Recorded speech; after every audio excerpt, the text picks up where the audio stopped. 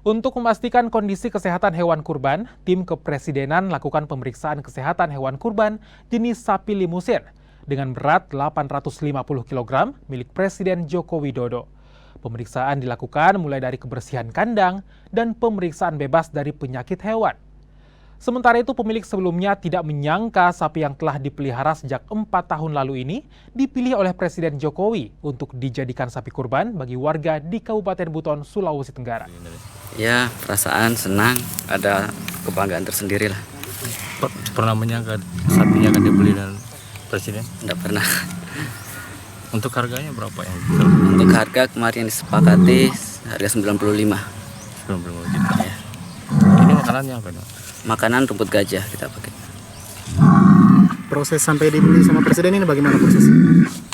Prosesnya pertama kita ajukan ke dinas yang merekomendasikan ke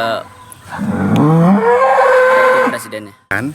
Sapi yang dicarikan oleh Pemprov itu yang terbaik dari sisi kesehatannya, dari sisi bobotnya, dan dari sisi silsilah keturunannya. Ibaratnya seperti itu, kita pastikan yang terbaik untuk sapi kurban Bapak Presiden. Oleh karena itu kita meminta dari Pemprov Sulawesi Tenggara untuk mencarikan. Nah, ini sudah dicarikan oleh perwakilan dari Dinas Peternakan.